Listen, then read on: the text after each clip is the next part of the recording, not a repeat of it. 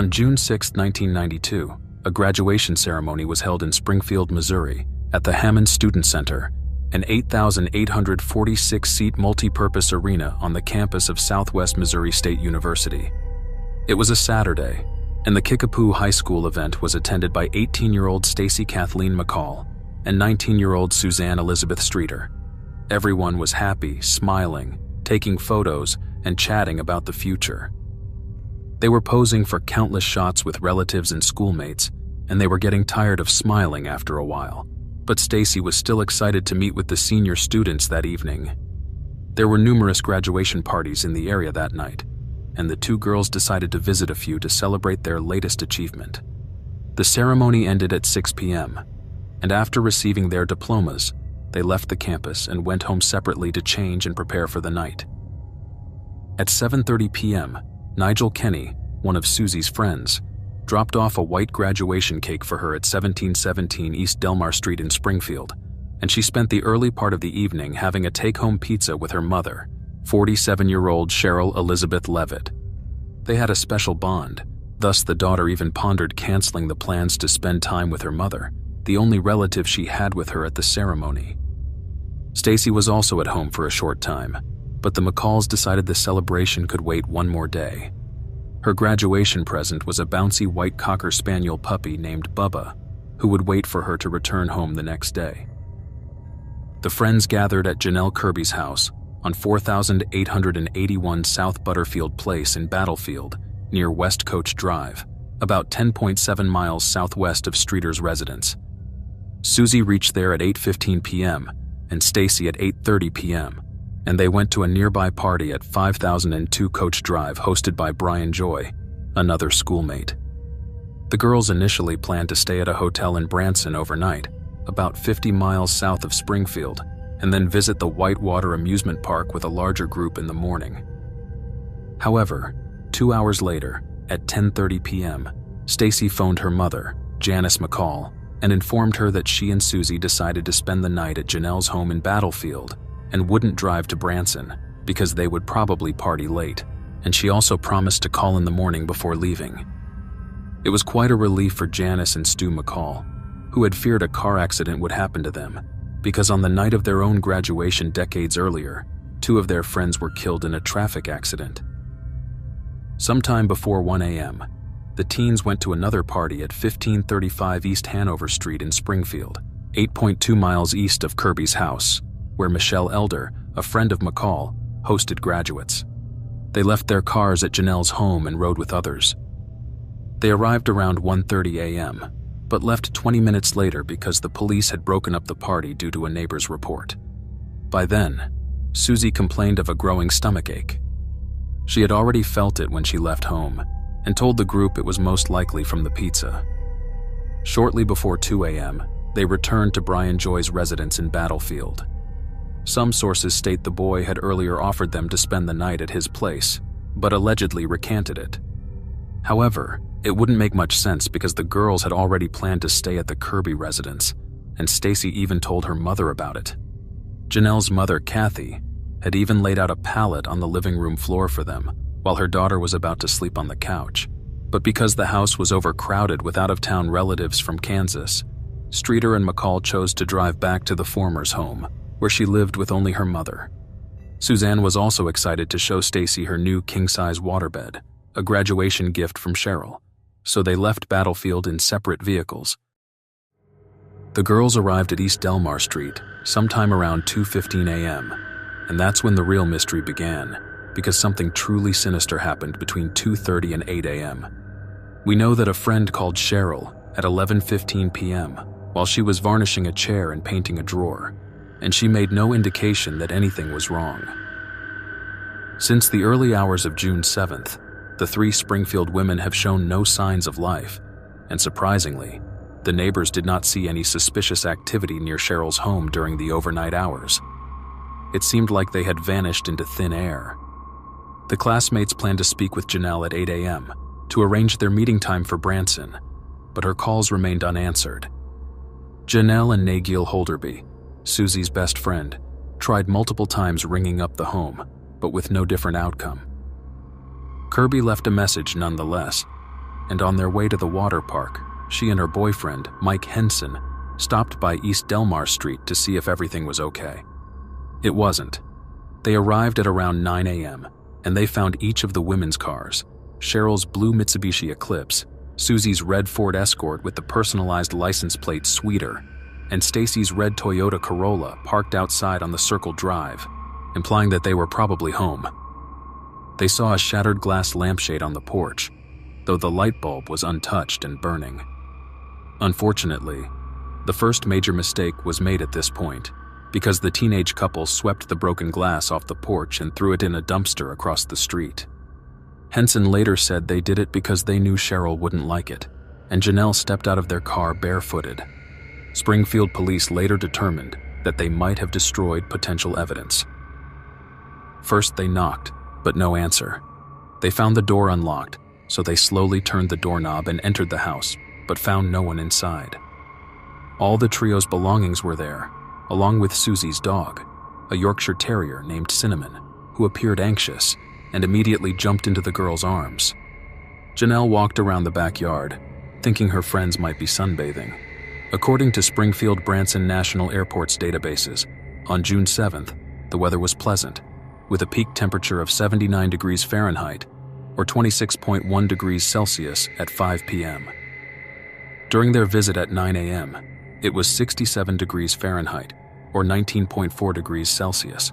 An 8-mile-per-hour gentle northeast breeze was blowing outside, and the sky was mostly cloudy the whole day.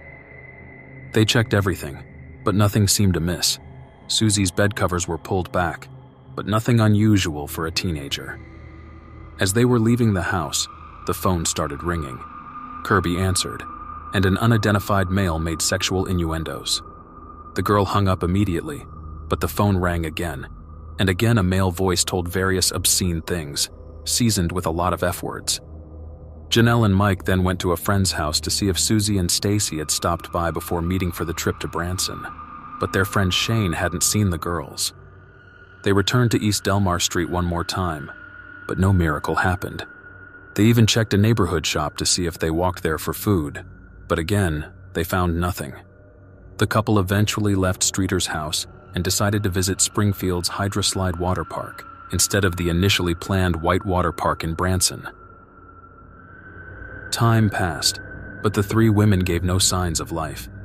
It was a Sunday, so it wasn't that unusual, but Stacy's mother, Janice, grew concerned after her daughter did not answer the phone. The early 90s were the cradle of the internet, and cell phones weren't nearly as common as today, but still, she promised her mother she'd check in. At 10:30 a.m., Janice phoned the Kirby residence and learned from Janelle's sister that the schoolmates had not stayed there for the night, which surprised Mrs. McCall even more. Janice had acquaintances who knew Whitewater employees, and she became even more panicked after they confirmed that Suzie and Stacy had not been seen there.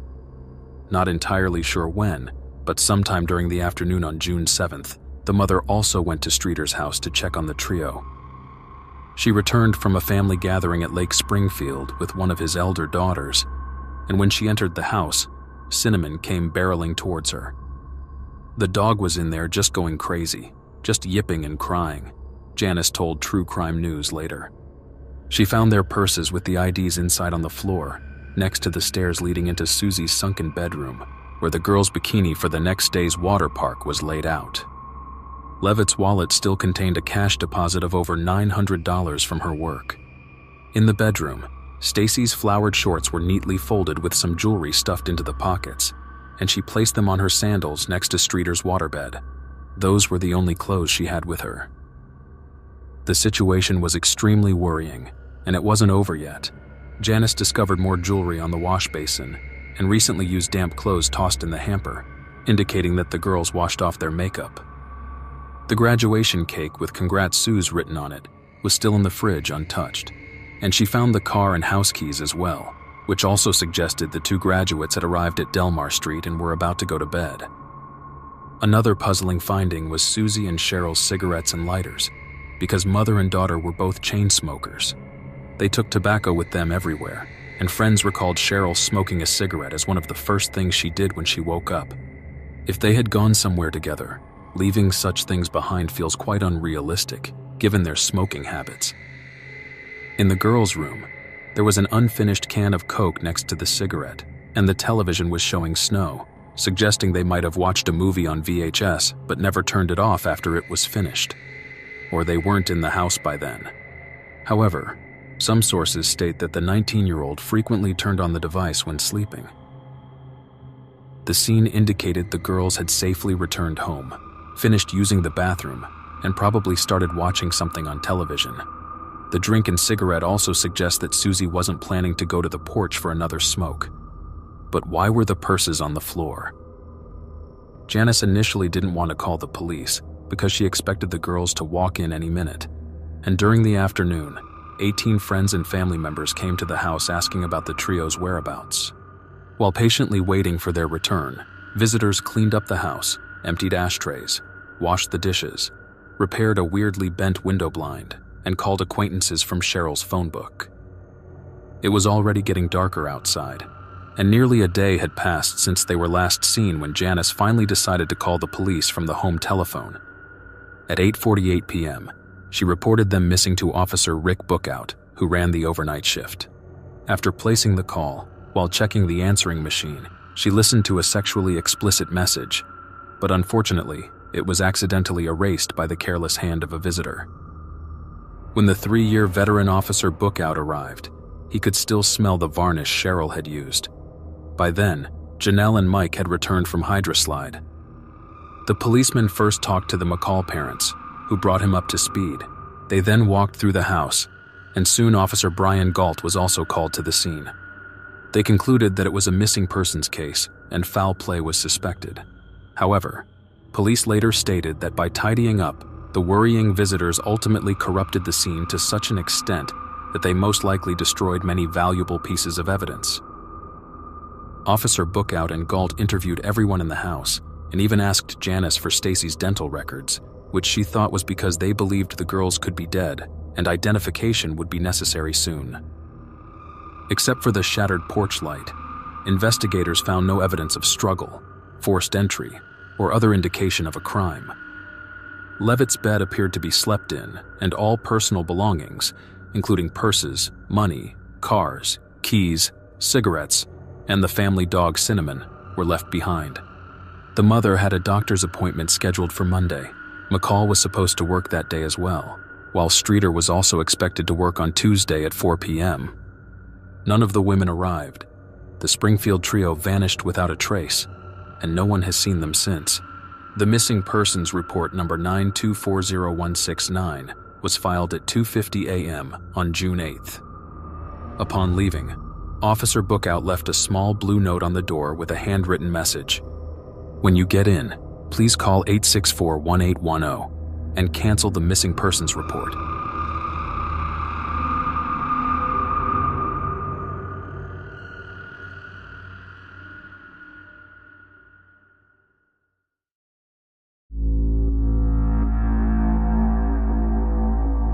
(1992) was a remarkable year in the United States in many ways. George H.W. Bush and Arkansas Governor Bill Clinton were running for the presidency. Notorious mob boss John Gotti was convicted of murdering rival mafioso Paul Castellano, and The Silence of the Lambs won Best Picture at the 64th Academy Awards. End of the Road by Boyz II Men was the #1 hit song of the year. Metallica was climbing the charts, and hoop earrings became trendy among girls. However, 1992 was also the year when one of the most famous true crime mysteries occurred, the case of the Springfield 3. The entire disappearance is almost as perplexing as the vanishing of the Sodder children in 1945 when 5 siblings went missing in one night after a house fire. Springfield was a city of 140,000 in 1992 and is now the state's 3rd most populous city. It is known by several nicknames, including Queen City of the Ozarks and the birthplace of Route 66. Springfield is generally considered a good place to live for families because of its mainly friendly community and high standard of living. Yet crime rates are awful, according to recent FBI statistics. In 2022, Springfield's crime rates were 172.2% higher than the national average, and the 2 main categories were violent crime and property crime.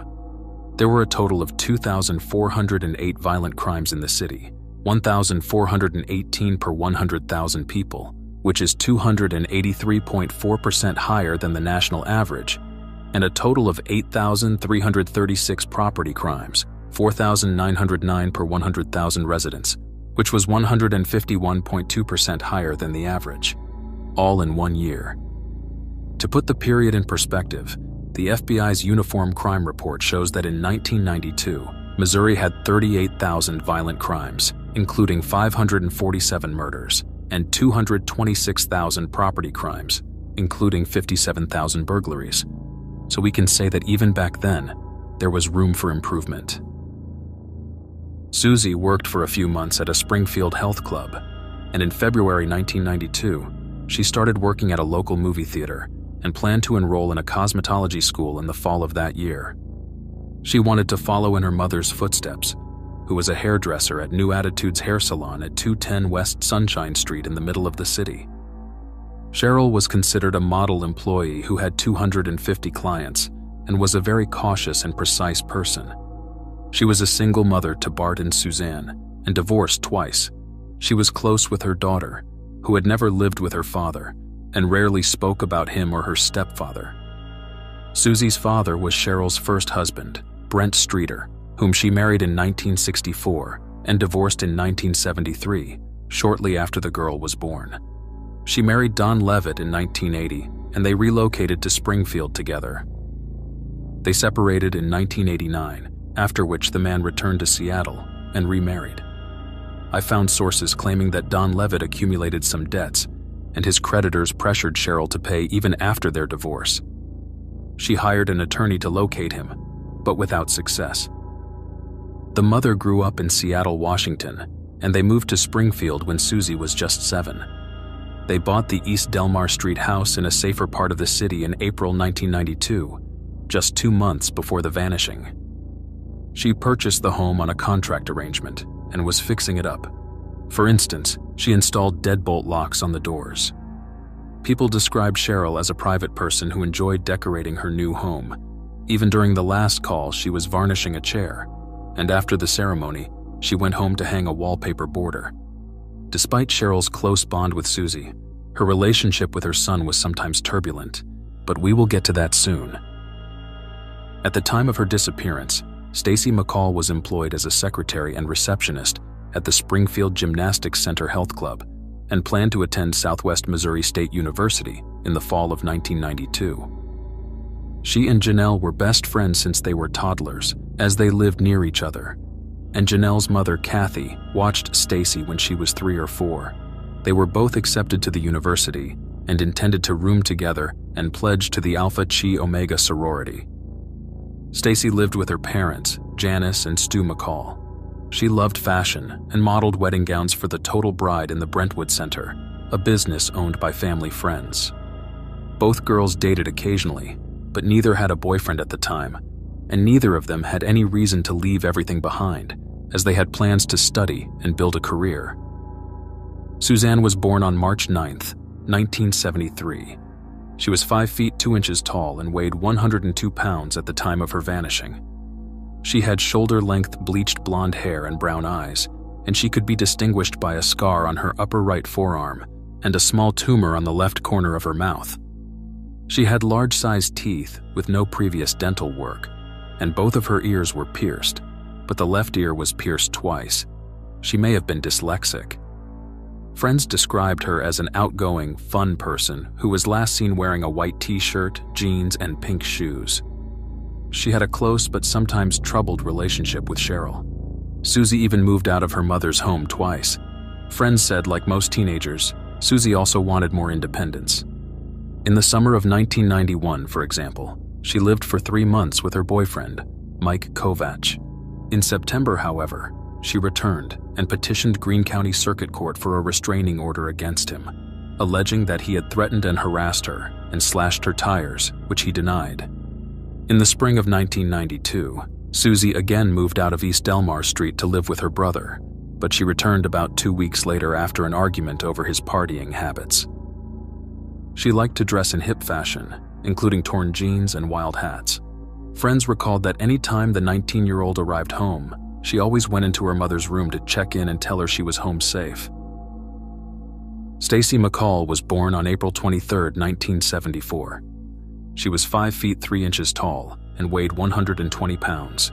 She had long, dark blonde hair and blue eyes. Stacy suffered from migraine headaches and required medication to relieve the pain, but left her prescription in her handbag at Levitt's house. She had a tanned complexion, freckles adorned her face, and the sun had lightened the ends of her hair. Stacy's ears were also pierced, and she had an off-center cleft in her chin and birthmarks on her chin near her lip and on her right arm. She last wore a yellow shirt, had a 14-karat gold necklace, a gold ring with her initials, and a small diamond ring. The girls had been friends since grade school, but with time, they went with different friend groups. Suzie was described as the popular girl in school, while Stacy hung out with the goofy crowd. Her parents said Stacy was also popular in Kickapoo and had good grades but did not participate in many school activities.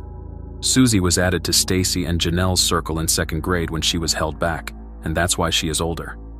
Once the McCalls moved out of state when Stacy was 11, the three separated for a few years. When she returned, everything changed, as Janelle described later. Instead of 3, it was typically 2. Sometimes Janelle and Stacy, sometimes Janelle and Suzie, but Janelle was the glue for the 3. However, a few months before the graduation, they restored their childhood friendship. Sherrill was born on November 1, 1944. She was 5 feet tall and 110 pounds. She had bleached blonde hair and brown eyes, just like her daughter, had freckles on her neck and upper chest, her ears pierced, and her maiden name was Williams. The investigators were baffled by the strange and unusual scene. There was no evidence of struggle. It appeared that the 3 women simply walked out of the house. Authorities had little to work with. The lewd message had been deleted, and because of the cleaning, they couldn't collect fingerprints and DNA, even though DNA examinations only became available in Missouri in 1995. However, Nigel Kenny, a co-worker and close friend of Suzie, noted that she was a creature of habit, almost OCD to some degree, and very particular about parking her vehicle in the same spot in the residence's driveway. Kenny believed that since Streeter's car was not in the carport as usual, someone else might have parked in her spot when she and McCall arrived in the early hours of June 7th. But perhaps she didn't care much about the parking because they came in pitch darkness and exhausted. Or she just wanted to show Stacy where to park because she was following her all the way from Battlefield. And if Suzie had parked in the carport with Stacy behind her, Sherrill wouldn't have been able to leave in the morning if she wanted to. Regarding the phone calls, Streeter had been complaining about prank calls since moving in. Janelle Kirby later said that the rude caller gave her a teenish impression, which might imply that some immature boys may have had a crush on the attractive 19-year-old. In addition to her untouched belongings, Sherrill's room had her glasses by her bed and a book turned over, suggesting that someone may have interrupted her while reading. The lights were off in the house, but 2 slats in the window blinds in Suzie's room had been separated, as if someone was looking out. What if a strange noise from outside alerted them? For example, the shattering of the porch light globe. Considering that Stacy's only clothes were inside the home, the police believed that she might have left East Delmar Street in just underwear and a shirt because she wouldn't fit in Suzie's dresses. It's likely that Levitt and Streeter also left wearing only their bedclothes, suggesting they vanished only after they had already undressed for bed. Springfield police assigned 30 officers to the case, divided into 2 teams. Each team worked 12-hour shifts, and even the department's crisis action team had been called in. On June 9th, the FBI also joined the search and assigned an agent to the case, investigating the disappearance as potentially the work of a serial killer. Police Chief Terry Knowles declared the women almost certainly did not intend to disappear. Retired Springfield Police Captain Tony Glenn said, "The only thing unusual about this house was that 3 women were missing from it. You had this feeling as you looked around that something was missing, that something had to be missing, but there wasn't, just them." The authorities suspected the case was a serial crime and conducted extensive searches in the region, and the highly unusual disappearances quickly gained nationwide attention, prompting reporters to gather around the house. On December 31st, 1992, a man called America's Most Wanted hotline with information about the women's disappearances. but the call was disconnected when the switchboard operator attempted to link up with Springfield detectives. Police stated the caller could have prime knowledge of the abductions and urged the man to contact them, but he never did. However, it must be noted that such calls are common in most cases, with the vast majority being pranks, attention-seeking, or absolutely useless. Police Chief Terry Knowles told the news leader on September 6th that the case had taken a toll on them and left them with little to no social life. Maybe I'm not able to do certain things I wanted to do, but also, they don't have a daughter that they used to have. So the reality of that puts it in quick perspective, and I'm not so concerned about things I used to do, he added. Detective David Asher said the first 3 months of the investigation felt like a year to them. Since 1992, officials have received over 10,000 tips, followed leads into 21 states, and compiled over 27,000 documents. Friends, relatives, and the community were also involved, with whom police searched forests, canals, sewers, Lake Springfield, and a stretch of the James River with 6 divers, rode horses, and walked through fields of tall grass. But nothing turned up, and not one lead became fruitful. 20,000 posters were placed nationwide on telephone poles, store windows, restaurants, bus stops, truck stops, and many other places, again without success. On June 12th, police called for the public's help in locating 2 stolen vehicles that were taken the night the trio went missing. One was a burgundy Toyota Supra with the Missouri license plate LTS 217 that was stolen from the Battlefield Mall parking lot. The other vehicle was a dark blue 19-foot Dodge van that had been converted into a motorhome. In the early stages of the investigation, police were also looking for a third vehicle taken from one of the classmates of the girls who lived across the McCalls on East Meadowlark Street.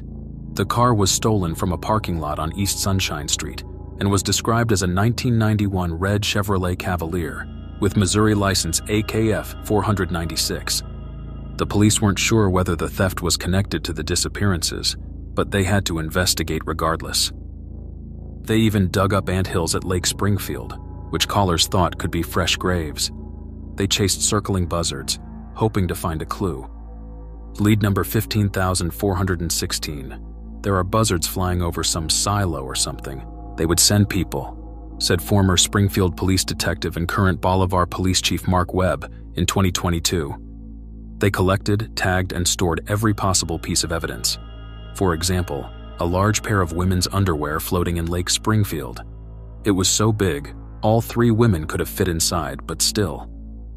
In 1992, an anonymous caller told Springfield news station KY3 that a letter containing information about their whereabouts was placed inside a newspaper stand.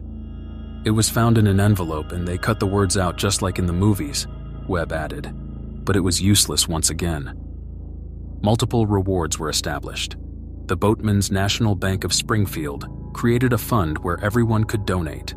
Crime Stoppers offered $1,000 for information, and local radio stations KGBX and KCMY offered a one-time reward of $10,000. Investigators received a tip that the women were buried in the foundations of the south parking garage at Cox Hospital, 4.3 miles south of the house. In 2007, crime reporter Kathy Baird invited mechanical engineer Rick Norland to scan a corner of the parking garage at South National Avenue and Primrose Street with ground-penetrating radar. Norland discovered 3 anomalies roughly the same size that he said were consistent with a grave site location. 2 of the anomalies were parallel, and the other was perpendicular. However, the police claimed the informant provided no evidence or logical reasoning behind this theory at that time or since then. Skeptics also pointed out that those radars cannot detect in such an environment. Furthermore, SPD highlighted that the construction began more than a year after their disappearances, and that digging up the area and subsequently reconstructing this structure would be extremely costly, and without any reasonable belief that the bodies could be located here, it is illogical to do so, and for those reasons, SPD does not intend to. Investigators have determined this lead to not be credible. Daryl Moore, a former assistant and prosecuting attorney at the Greene County Prosecutor's Office, said the tip came from someone who either claimed to be a psychic or claimed to have a dream or vision about the case.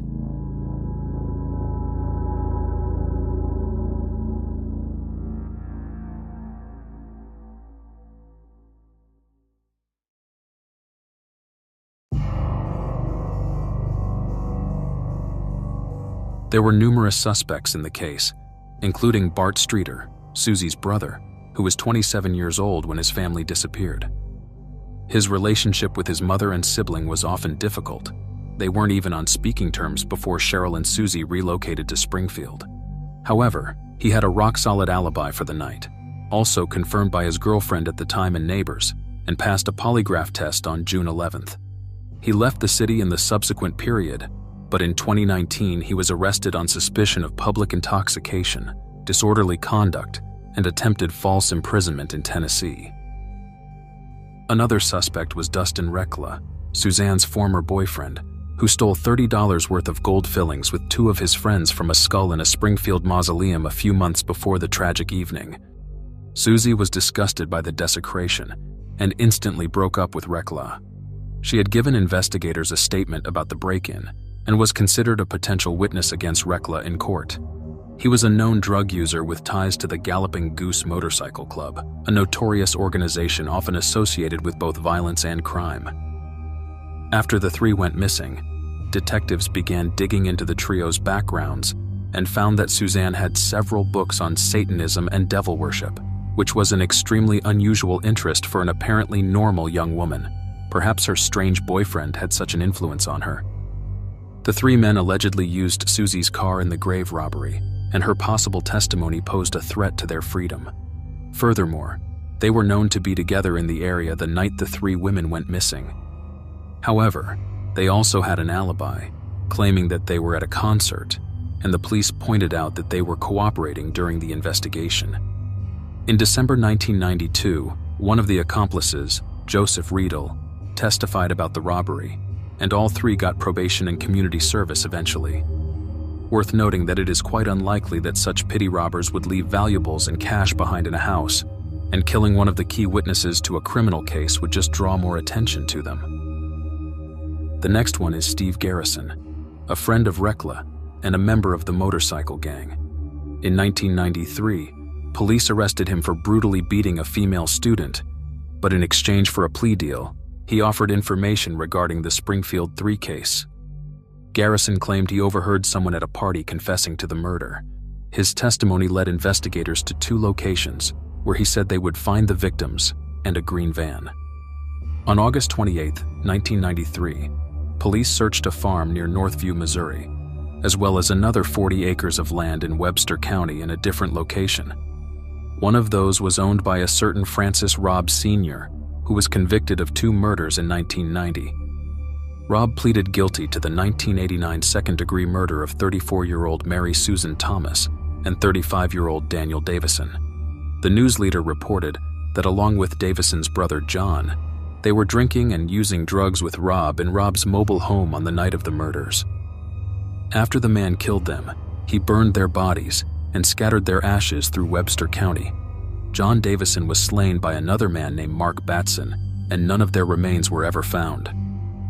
A female informant told police the Springfield 3 were also buried by Francis Robb, who died on October 6, 1995. What the authorities discovered is unknown and protected under a gag order, but since no announcement followed the search, we may infer that nothing relating to the trio was found. The main suspect was a man named Robert Craig Cox, a convicted robber, kidnapper, and murderer.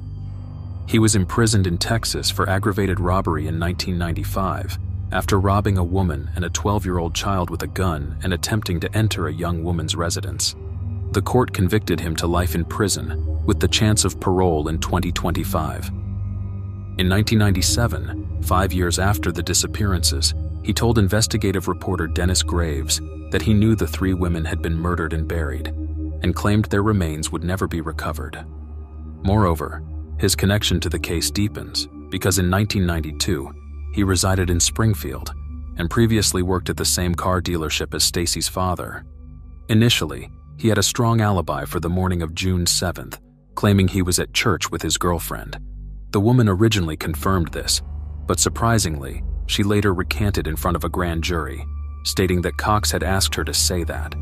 He also stated that he was with his parents the night the trio went missing, and they corroborated this. Authorities were uncertain whether Cox was involved in the vanishing or if he was seeking attention by making false statements. He even told detectives and journalists that he would disclose what happened to the 3 women, but only after his mother died. He came to the attention of the police after the parents of 19-year-old Sharon Zellers, who was slain in Orlando, Florida, alerted SPD that Cox was in town. In 1978, the man was a well-trained Army Ranger stationed in Georgia, and he was even named Soldier of the Year. The same year, while he was on vacation with his parents in Florida, the young girl was kidnapped, raped, and killed. Sharon was a full-of-life and happy 19-year-old who wasn't ready for college, but enjoyed working at Walt Disney World's Frontierland Trading Post gift shop. She wasn't supposed to work on December 30th, 1978, but when someone called in sick, she agreed to go in. She left the park at 10 p.m., but never arrived home. 5 days later, authorities discovered her lifeless, badly beaten body stuffed in a dumping company sewer.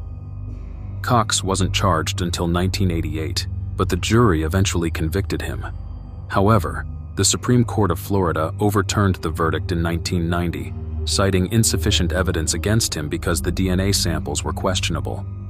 This meant that he evaded death row, but upon his release, California immediately took him into custody to serve his prison sentence for an unrelated 1985 kidnapping and assault of a woman. Later, he moved back to Springfield to live with his parents. Sharon Zeller's parents were certain all along that Cox was responsible for her death. They continued to track him, and when they saw the news about the 3 missing women, they suspected he was behind it. So if the parents hadn't informed Springfield police, they wouldn't have known that a convicted kidnapper and suspected murderer was walking the streets of Springfield. The $42,000 reward for information about the Springfield Three's whereabouts is still in effect today. In 2002, investigators went to a concrete company, again in Webster County, after 2 women reported seeing men driving a green van that resembled the one wanted by authorities. Cadaver dogs were brought in to search 3 locations, and bones were recovered, but the examination revealed that it was far too old to belong to the trio. In April 2003, tips led detectives to a farmland south of Cassville. They excavated vast holes with backhoes, but only discovered 2 pieces of possible evidence: traces of blood and the section of a green vehicle. Perhaps the green van witnesses say they saw back in 1992. Investigators submitted the blood evidence to a specialized lab, but the results were inconclusive.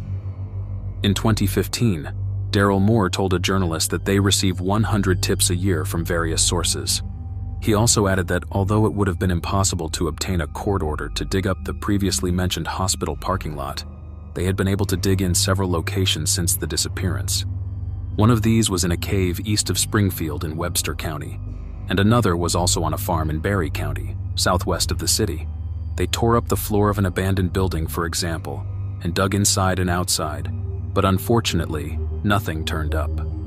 In another instance, a psychic called to say the bodies were in a blanket buried near water, Moore recalled. Numerous sightings focused on unidentified vehicles. Several people reported seeing a brown 2-door Dodge van near the house with rust along the sides and bottom, and no side or rear windows. The van was spotted at the Signal Food Store on the corner of East Grand and South Glenstone in the early hours of June 7th, around 4:30 a.m., and a similar vehicle was also seen parking near a dentist's office on June 3rd and 4th. Shortly before 7 a.m., residents saw an older avocado green Dodge panel van about 2 miles from Streeter's home. A female caller reported that while sitting on her porch enjoying the sunrise in East Springfield, she overheard a male voice yelling from the backseat to a terrified female driver who matched Susie's description.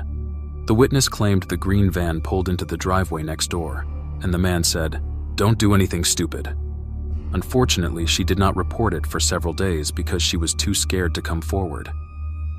Similar sightings of such a van were reported throughout the city as well.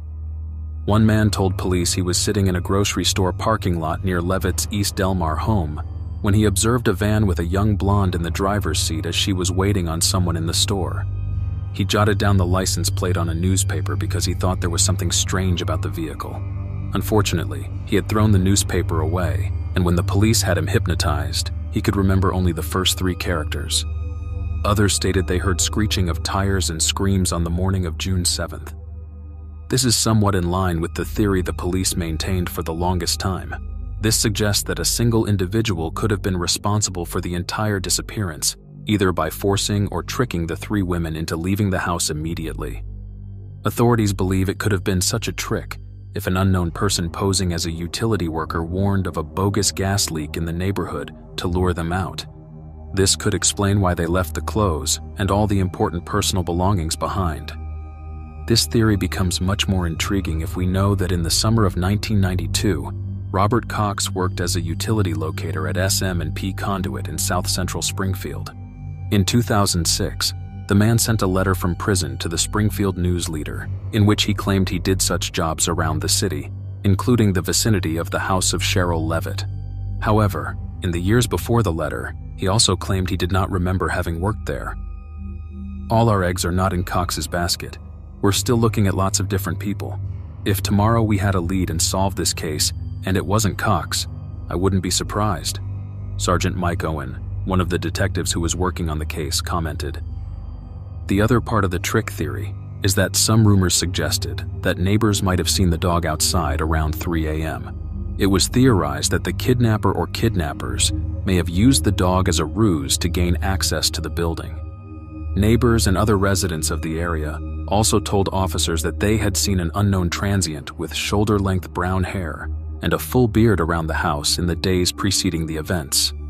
They described him as white, between the ages of 34 and 38, about 5 feet 9 inches tall, and weighing approximately 145 pounds. The police tried to find him and circulated a sketch in the press, but they were unsuccessful.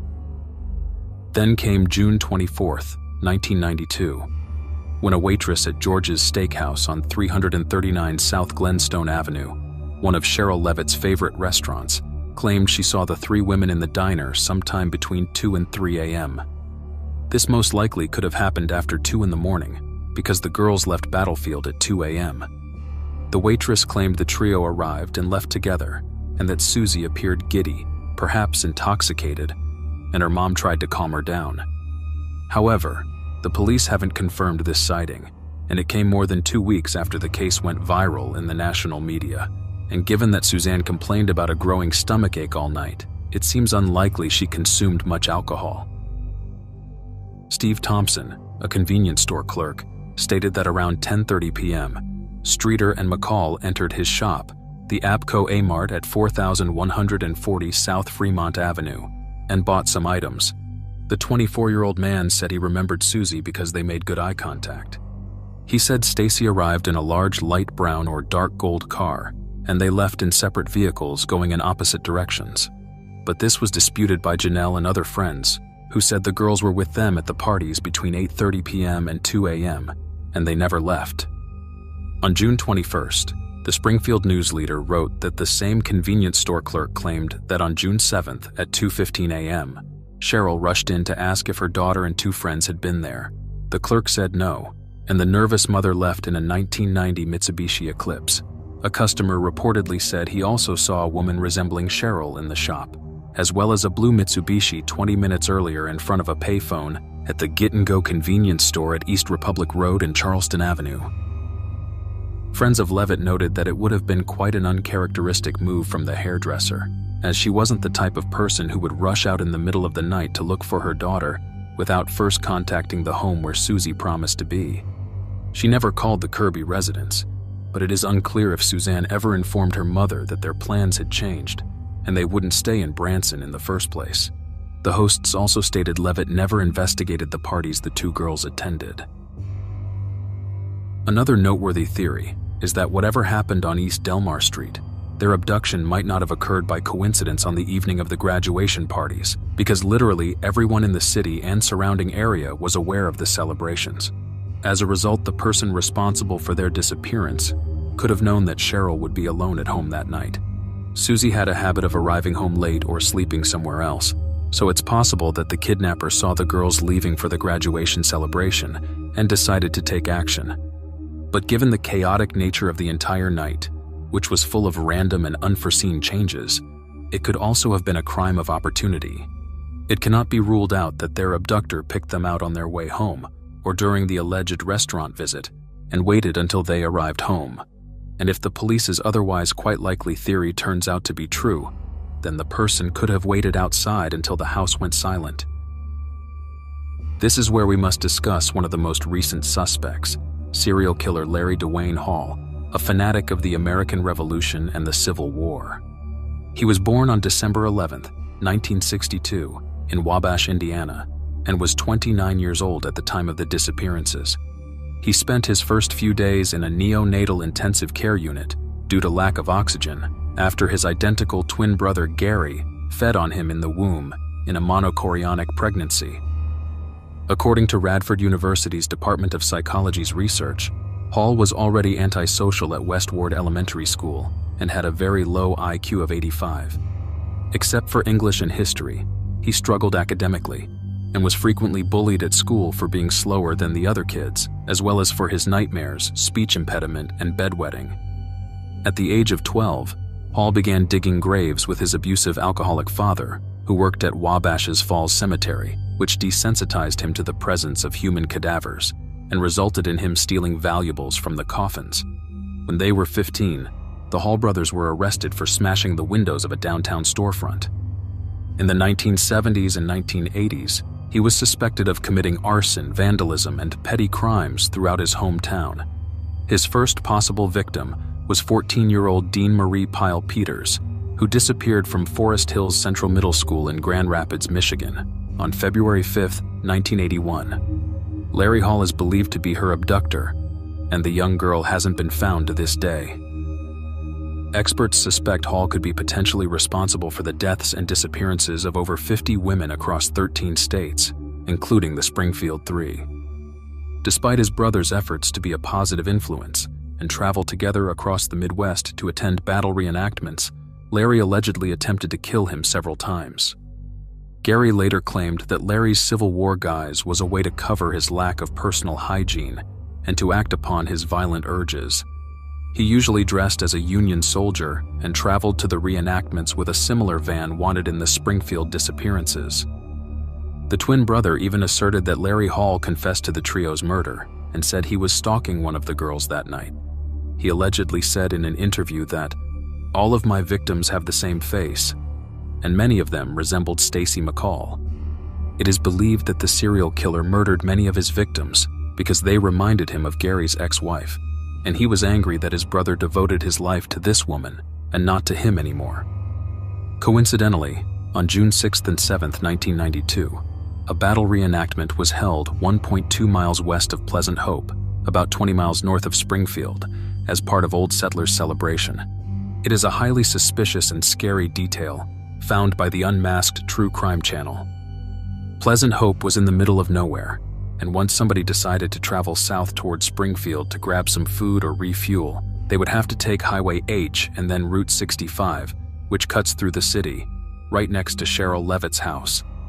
The man confessed to dozens of murders throughout the years, but recanted all of them.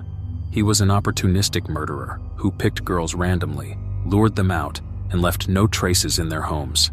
It's possible that through a series of unfortunate events, the two Springfield teenagers somehow crossed his path that night.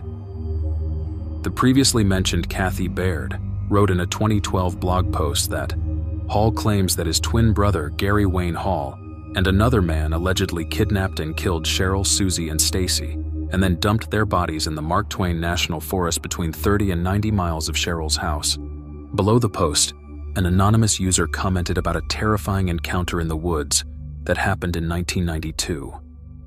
He wrote that he was 15 at the time and was visiting a family member in Missouri. One night he snuck out with a friend to Camp Winoka, who wanted to show him it was haunted. According to the legend, Camp Winoka or Winoka Lodge is an abandoned Girl Scout camp on the shores of Lake Springfield, where a group of Girl Scouts were brutally murdered.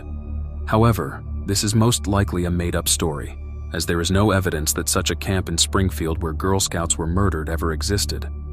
Nevertheless, the user claims that around 4 in the morning, he and his friend Chuck were deep in the woods when suddenly, a van appeared out of nowhere.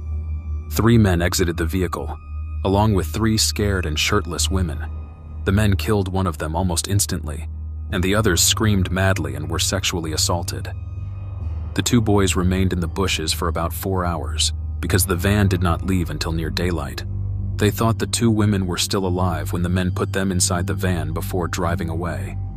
Once again, this is an anonymous comment and cannot be verified whether it's true or not. Police have reportedly investigated all the new tips, but Larry Hall refused to talk to officers.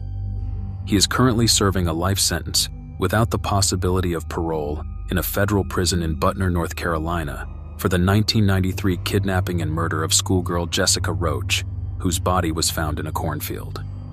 The man certainly fits the picture, and his modus operandi matches the circumstances of the Springfield Three's disappearance.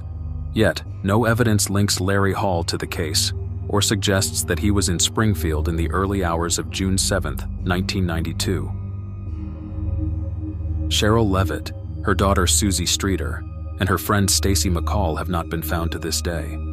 The former two were declared dead in 1997 after the 5-year legal mark, but Stacy was not, as her family refuses to do so until her body is found. The two graduates were last seen alive when they left Janelle's house. Her mother, Kathy Kirby, was already in bed when she heard Suzie telling Stacy, "Follow me to my house." "Okay, I will," she responded. Janelle and Kathy then watched them drive away. Janelle later married Mike after their 1995 engagement, but she will never forget that mild summer night when she lost her two best friends. Debbie Schwartz, Sherrill's sister, later said, "It doesn't feel like 10 years. The pain feels fresh and new. It's amazing it can feel so new after so long. I'm sure it will be that way until my dying day." In June 1997, a bench was dedicated to the women inside the Victims' Memorial Garden in Springfield's Phelps Grove Park, and the McCalls created an organization called One Missing Link to help families whose loved ones are missing. "It's hard to be known for something you didn't do as opposed to something you did do," said retired Sergeant David Asher, who led the investigation in the early days. I think of it all the time. I want it to be solved. I want it for Janice and Stu McCall, the Streeters, the police department, and I want it for the community. I think they need it," he added. The case went cold in the mid-90s because no new leads were promising, and police announced in 1997 that they couldn't justify the money and manpower to continue working it even on a part-time basis. The other part of the story is that officers said later that sometimes it felt like Police Chief Terry Knowles didn't have confidence in them, micromanaged things, and didn't let detectives do their job. Some said the chief personally ruled out key suspects who investigators believed had a motive to abduct the women. Daryl Moore said, "This was clearly the most micromanaged case I've ever seen. Seasoned detectives were not allowed to use their experience and judgment in this investigation. This is the only case where that happened, and I don't understand that." Regarding this, Knowles, who had originally come from the FBI and was trained for such major investigations, told the Springfield News Leader in 2002, "I don't recall that being an issue back then. What anyone wants to say 10 years later, I can't control that. It's certainly disappointing, and it's frustrating at the time to be doing everything you possibly can." Perhaps the unprecedented and mounting pressure ruined the atmosphere in the office, because without a doubt, it was one of the most extensive and expensive investigations in Springfield's history. Police spokeswoman Lisa Cox said in an interview in 2015, "The case has never been suspended and has always been assigned to at least one of our detectives who follows up on the ongoing incoming tips." So their absurd disappearance went unattended except for incoming leads, and the case files of the Springfield Three are still officially filed under missing, and what happened to them on that June evening remains a mystery.